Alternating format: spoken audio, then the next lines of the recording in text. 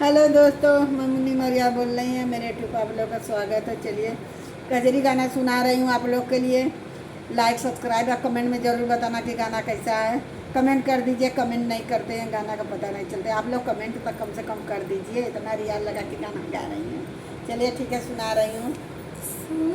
सुंदर नारी कालियो सोनारा नवा गड़ावे आयरा नवा हो नाना दी। सुंदर नारी कालियो सोनारा नवा गड़ावे आयरा नवा हो नाना दी।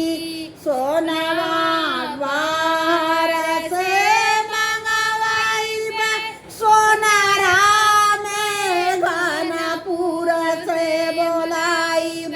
सोनारा में घनपुर से बोलाइब टिकवाया पगरे से गढ़वाइब टिकवाया पगरे से गढ़वाइब तोहरे बीचे हो माथे पहिनाई के धान से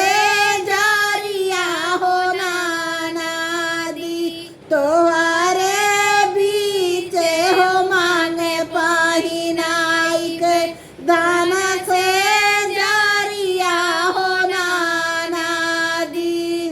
सुंदर नारी कड़ियो सोनारा नवा गढ़ावया नवा हो नाना दी।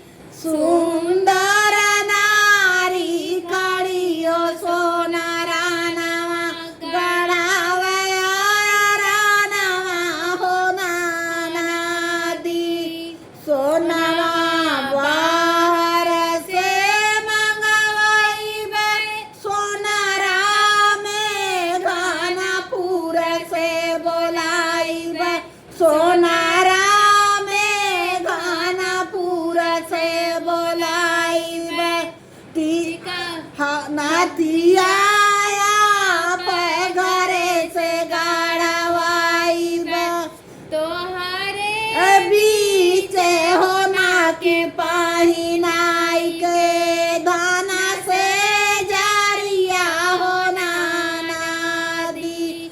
तोहरे बीचे होना की पहिनाई के धाना से जरिया हो नाना दी। ठड़ियो के आरज करनी सुन